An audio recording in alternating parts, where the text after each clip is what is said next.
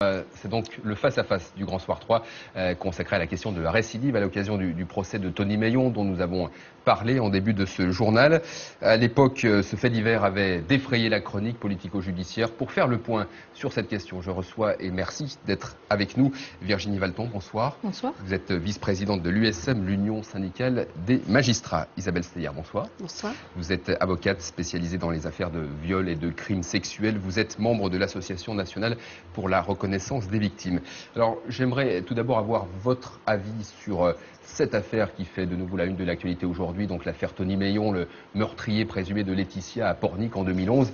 Avant ce meurtre, il avait été condamné à 13 reprises. Au moment des faits, il était sorti de prison depuis quelques mois. L'affaire avait suscité la polémique et la colère des magistrats après la déclaration de Nicolas Sarkozy, des propos que nous avons réécoutés, réentendus tout à l'heure.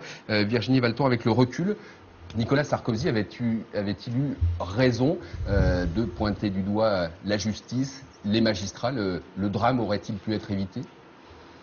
Peut-être que le drame aurait pu être évité, mais en tout état de cause, Nicolas Sarkozy était bien obligé d'essayer de trouver des responsables dès lors que c'est aussi en partie la politique qui a été menée au cours des dernières années qui empêche les services de la justice, au sens large, de faire face à l'ensemble de leurs missions. On ne peut pas prôner qu'on est là pour aider les victimes, pour éviter la récidive, pour éviter les crimes, et sans cesse supprimer les moyens donnés aux associations d'aide aux victimes, supprimer les moyens donnés aux services d'insertion et de probation. Donc, face à l'échec de cette politique, il fallait trouver un coupable. Mais dans ce dossier, Tony Meillon n'était pas considéré comme prioritaire. Il avait pourtant été condamné à plusieurs reprises, et notamment pour violence et violences sexuelles.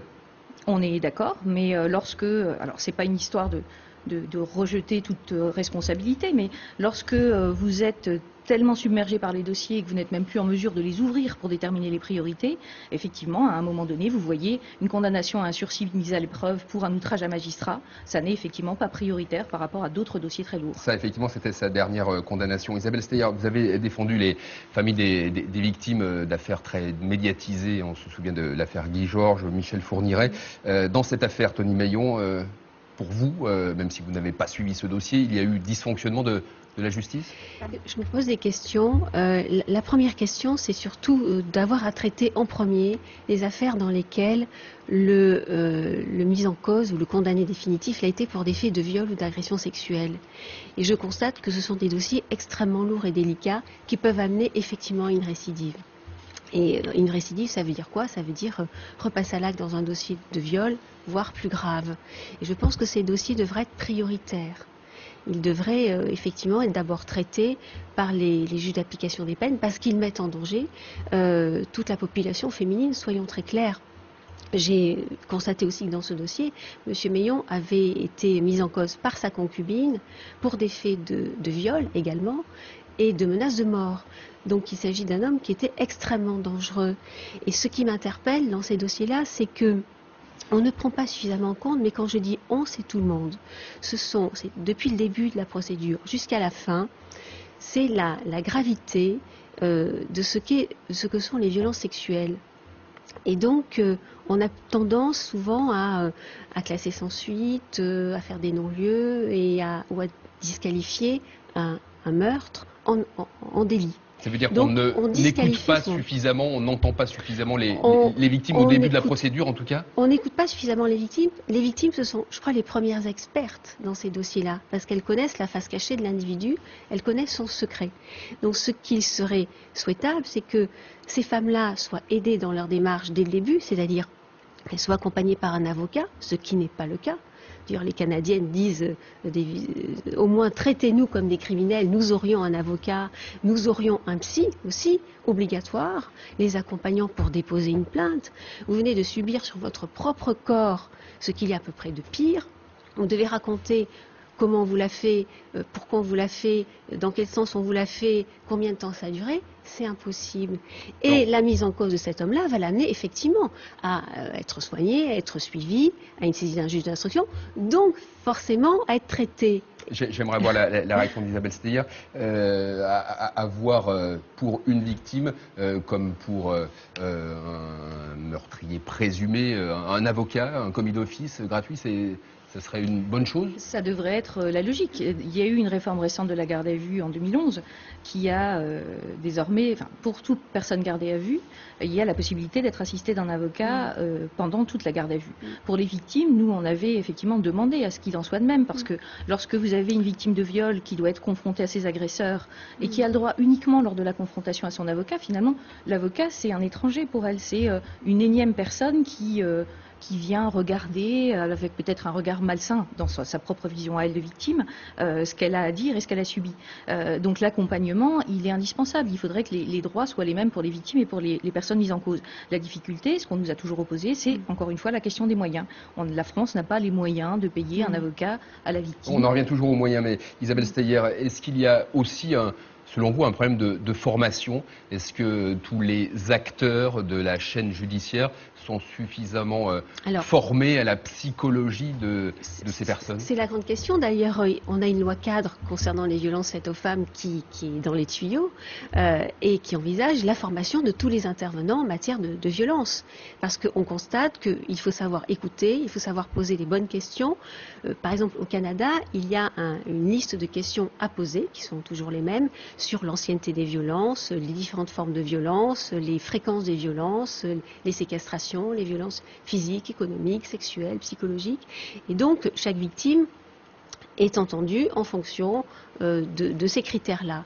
Et on arrive à construire un dossier qui est cohérent et qui souvent amène effectivement à une saisine d'un magistrat qui va pouvoir là entendre et traiter l'agresseur. Et le traitement de l'agresseur, c'est aussi prévenir la récidive. Alors pour vous, donc le modèle est canadien. Où peut-on trouver d'autres solutions? Parce qu'il y a eu ces 5 dernières années 5 lois qui ont été écrites, adoptées à la suite de faits divers, de meurtres et de viols. Où sont les bonnes solutions? On parle des bracelets électroniques. Il faut encore davantage développer les bracelets électroniques, par exemple? Le bracelet électronique, c'est pas une solution en soi. C'est permettre de déterminer à un moment précis où se trouve la personne. Et si elle est en infraction, avec les autorisations de sortie à certaines heures et dans certaines zones. Donc ça va permettre a posteriori, si on pense que quelqu'un a pu commettre un fait, d'aller vérifier s'il était dans la zone de commission des faits, certes. Mais ça n'empêche pas pour autant l'auteur des faits. Puis donc ça, c'est pas assez rapide. Alors on va parler, par exemple, la castration chimique. Michel Alliot-Marie, Brice Hortefeux en avait parlé, c'est une bonne solution? C'est une solution qui fonctionne sur certains, mais qui suppose l'accord, parce que la castration chimique nécessite quand même qu'il y ait un accord de la personne, c'est une amputation en quelque sorte, enfin chimique. Et puis par ailleurs, ça n'est pas efficace sur tout le monde. C'est un traitement qui peut, sur certains auteurs, ne pas avoir d'effet. Et lorsque vous avez affaire à quelqu'un qui est pervers au sens psychiatrique du terme, l'envie de faire mal va subsister à cette castration chimique. Et donc l'auteur trouvera d'autres solutions, même si physiquement il est incapable de violer. Bon, alors ça marche pas non plus à tous les coups. Qu'est-ce qu'il faudra faire? Un meilleur suivi des détenus, par exemple, lorsqu'ils sont en liberté conditionnelle? Alors oui, là aussi, c'est par manque de moyens on n'a pas suffisamment de psychologues ou de psychiatres formés, là aussi, au diagnostic concernant ces hommes-là. Il faudrait pouvoir fouiller dans le passé de ces hommes, pouvoir les voir à plusieurs reprises, et puis peut-être aussi, là, questionner celles qui les ont vus à l'œuvre du crime, puisque on a des scénarios extrêmement dramatiques et très particuliers, très verrouillés des viols. Et lorsque j'entends des victimes, des premières victimes des dossiers Fourniret, Guy Georges et violeurs multiples, elles ont toutes expliqué que ce scénario était tellement verrouillé qu'elles étaient persuadées qu'il allait récidiver. Et effectivement, je me souviens d'une qui avait crié à la sortie de son agresseur. Effectivement, cet homme a récidivé. Et lorsque l'on a des scénarios comme cela qui sont répétitifs, on a généralement beaucoup de soucis à se faire. Et dans ces conditions, je pense que le bracelet électronique pourrait pourrait être une des solutions. Virginie Valton, une dernière question. Est-ce qu'on peut avoir l'assurance qu'un détenu, lorsqu'il est remis en liberté, ne recommettra pas de crime, ou certains sont incurables? Est-ce qu'il y a des solutions ou pas? Parce qu'on a du mal à se faire une idée. Il y a très certainement des personnes qui sont incurables. Il y a aussi toute une partie des personnes condamnées pour ce type de faits qui sont certainement curables et pour lesquelles le dispositif actuel ne permet pas de mettre en place des soins. Après, c'est quelque chose d'horrible pour les proches des victimes que je vais dire là, mais il y a toujours une part de crime, de premier crime, et une part de récidive qu'on ne pourra jamais anticiper avec quels que soient les moyens qu'on mettra en place. Ça fait partie malheureusement de la nature humaine. Alors les moyens qu'on met en place, et ce sera ma dernière question, Christiane Taubira, la ministre de la Justice, prépare un texte. Elle veut à son tour s'attaquer à la question de la récidive, mais en même temps elle souhaite alléger les prisons surpeuplées. C'est compatible? Alors, il y a deux choses. Madame Taubira expliquera mieux que moi le projet qu'elle envisage, puisque pour l'instant, on ne connaît même pas les arbitrages qui ont été pris. Il y a effectivement les courtes peines pour les infractions les moins graves, où là, il y a certainement autre chose à envisager que la prison, surtout la prison si c'est uniquement de l'enfermement et pas du tout de soins et d'activités de réinsertion. Et puis après, il y a effectivement les grands criminels ou les criminels en puissance pour lesquels il faut pouvoir avoir un dispositif beaucoup plus efficace sur le long cours, et ça n'est effectivement pas la peine de probation qui pourra aider à ça. Merci beaucoup Virginie Valton. Merci Isabelle Steyer d'être venue dans le Grand Soir 3.